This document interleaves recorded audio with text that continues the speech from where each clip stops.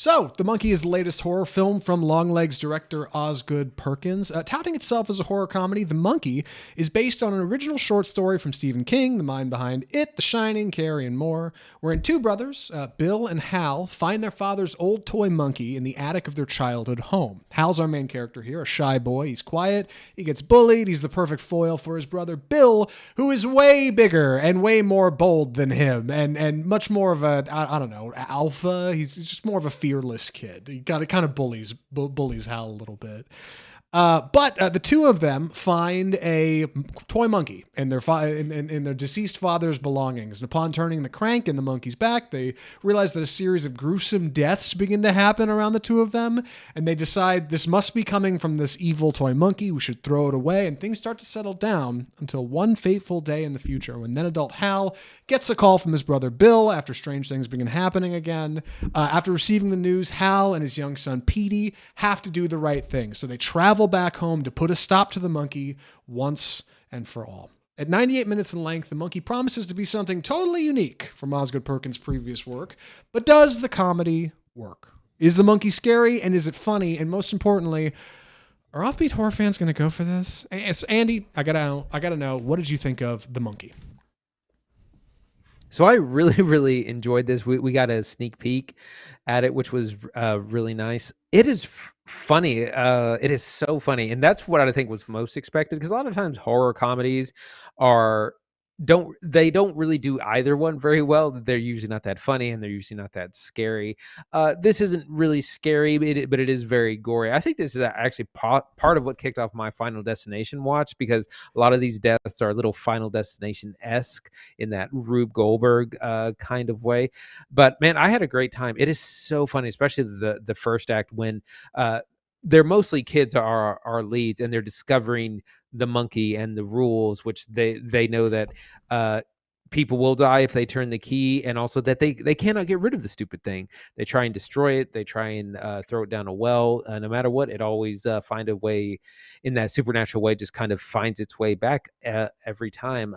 But man, it's so funny, and it's got a lot of gory, gruesome kills that are still very lighthearted and kind of cynical in a way. So I enjoyed it. Yeah, I think The Monkey is good. And I think a lot of people are going to say The Monkey is bad. I think it's going to be divisive, because I think a lot like Longlegs, I think people don't really have a good read for what Osgood Perkins is trying to do. And I'm not really sure I do either, but I could tell you that I laughed a lot watching The Monkey. I thought this movie was very funny, wildly cynical, horribly chaotic, and ultimately like a lesson about just how brutal life can be and how there's no way you can control that. Tatiana Maslany has a great line in the trailer, but it's in the movie obviously as well. She's like, everybody dies. And it's like, it's kind of true. And it's funny in this way that it's so harsh and cruel. And like Perkins clearly is drawing from his history. You were telling me when we were doing research for the show that he had some deaths in his family related to like 9/11. And like my man is coming from a place where like bad things happen in the world. And this monkey represents this like object of chaos, this idea that this thing, when it starts doing its drumming and starts whirs up and bad things are going to follow. And it's a great intro to the movie, a great guest spot that I don't want to give away. There's a few guest stars in here, but they do a really good job of setting this thing up and being like, listen, here's the rules of our haunted object, which is important in any good haunted object movie. Like, when it starts playing music, bad things happen. You don't want the monkey to play music. It's not a toy. Don't ever call it that. And it's good because as the movie starts progressing and the boys find this thing, they have this childlike curiosity. What's it do? How does it work? And then something awful happens and they're like, I can't believe it. And the way things happen to people in this movie is almost like Looney Tunes level of violence. Like it's like Wile E. Coyote getting crushed by his own rock, except horribly gory, of course, because this is from the director of Longlegs. And walking that horror comedy line is fine. And it's a fine line to walk, I should say. And I think it's difficult for a lot of good horror comedies to hit it. The ones you remember the best are going to be like Evil Dead 2, Tucker and Dale versus Evil. Osgood Perkins manages to bring a personality that neither of these movies have. This is totally unique. It feels like its own thing and its own energy. And I just think a lot of general audiences aren't going to get it. And they're going to feel like it's not funny or it's weird or it's awkward, because a lot of it is like in an attempt to be funny and tell a joke and have funny cuts. You make a lot of creative decisions that are different from your typical horror movie. And I think The Monkey stands out in that way, but I think people will also dislike it. Yeah, it's interesting because it's also that's what I was going to get to, in that we get in the beginning, we get the young version of our two twin characters. They suffer several deaths in the family, and then we meet them again as adults, and the brothers are somewhat estranged, and one of them also, he has a son, but they're getting divorced. He's in the middle of a divorce. He's somewhat estranged from his son, but he kind of wants to stay away because he feels like he's cursed. And so there's this family drama that's also kind of represented by the monkey, in this kind of ongoing things that are buried within the family that no one wants to talk about or address, and just kind of pretend aren't there. So we have that going on, and I felt like that stuff was pretty effective as well. Yeah, Theo James is excellent as Hal, and also he plays his twin counterpart Bill in the movie. He's tremendous. Not only does he play both of these parts really well, but his lead Hal is like so terrified of the world around him. Like it'd almost be better if the monkey had just killed him at some point. Like he almost would be better off, because instead he has to be this like terrified man who's like, I can't see my son ever, because if he's around me, he's gonna croak, and nobody can spend, like, I have to be alone and be by myself. And he manages to be this guy who just has this funny, like, he's just got this hunch in his back, and he's just like, I just trying to be quiet and be to himself.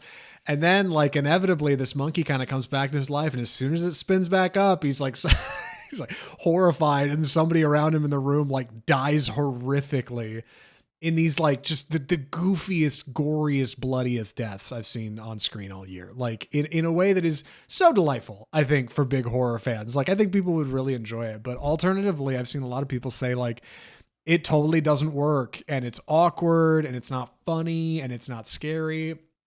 And I think I appreciate those opinions, because yeah, it's definitely different, but it worked for me. Like I ended up having a lot of fun with this stuff. Additionally, Tatiana Maslany, who plays the boy's mom, yeah, she's like so disaffected and far away from everything, and she just has these like really goofy line deliveries that feel really deliberate. Big departure from her work in like Disney She-Hulk. Really refreshing to see her doing something fresh here. And for what it's worth, like for the parts, like while the monkey isn't always funny, it's not always scary either. But when it's really funny, I think it's really funny. And when it's really spooky, it's really spooky. There's some of those good long legs takes where like the camera just keeps peering out of the darkness. You feel like you just start to see something out there, but you can't quite get it together. Like I like the way Osgood Perkins shoots a horror movie. I like the blocking. I like the way this stuff looks. I've heard people say the exact opposite. They hate the way his movies look. They're underexposed. They don't look any good. Like I enjoy it. I don't know. I like both of these movies. So I wanted to talk about the kills a little bit. The action and gore really surprised me sometimes, because you see some of it is hinted at. It's feel like at the very beginning you see the monkey at a pawn shop, and a character drops something which releases a harpoon which skewers the guy. It's very comical. A lot of it is that, but man, some of the kills are just like kind of blew me away. I was like, oh my god, I was not expecting that at all. And so it does a good job of giving you a range of things, from very complicated to very quick to very gory to some less dramatic. But it's a big surprise, and again, it's so funny. Yeah, like it's these like pink mist explosions, like just absolute explosions of gore sometimes are so goofy. It's funny because some of them are in the trailer. Like there's a couple of quick shots in here that like watching back, having seen them in the movie, I can't believe, or just like chilling on YouTube. But without context, it just looks like a goofy like you don't really get it. In the movie, like the horror comes from the context. And like that's such a big part of the message of the movie, that like nobody's got any control over anything. Everybody dies. It's all chaos. Shut up and dance. Like that's kind of that. I feel like that's kind of the larger message you're getting from the movie. And I think it's good stuff. Like it just feels like a smaller project. It feels almost experimental. I've been seeing ads saying that you could screen it at a local church, which is baffling for a whole other set of reasons. But like I think it's not a bad follow up to Longlegs. I don't think it's as big or mainstream as that's supposed to be. I get why the advertising is odd for the monkey. I feel like the studio doesn't really know how to sell it to people. They're just saying like it's a Stephen King thing, right? Stephen King wrote it. It's good. Osgood Perkins and Stephen King, come see the movie.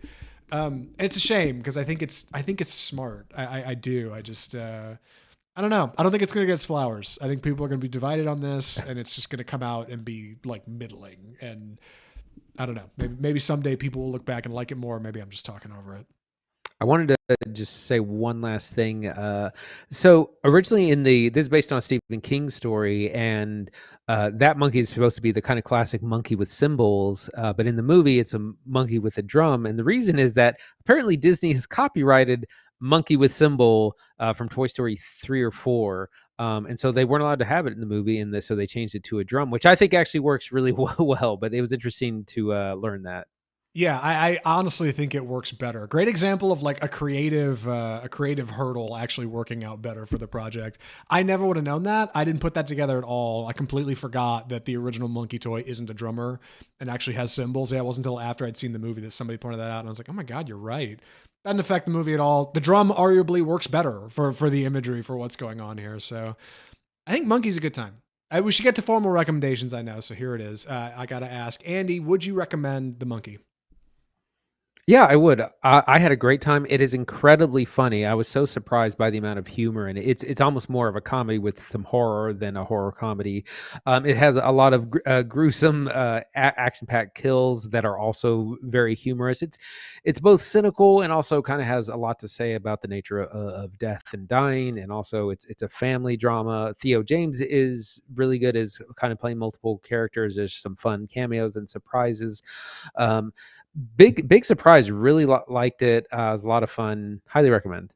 Yeah, same. I think the Monkey's a great time. Like I love these big Rube Goldbergian setups for kills, like you said, right out of something like Final Destination or Saw. Monkey's got a ton of them. It's funny. It's funny in a way that I think other things aren't. And while it doesn't always work, like overall, I think it's a good project. I'm really glad we got to go see it. I think it's a much more fun date night movie than like Captain America: Brave New World. Like go see this with somebody. At least you'll have something to talk about at the end. You walk out like, good God, what was that? You know, and you'll either if you're not careful, you might just like it. So that's The Monkey. One more movie to talk about, and then we're wrapping up episode 282. Andy saw this one, and I didn't see this one. I should have gone to see it. But I got scared by the Rotten Tomatoes reviews. I'll be honest. I was a little wary, and I'm excited to be covering it here in a off-script micro review. So with that, I will get out of your way. Andy, please take it away. Love hurts.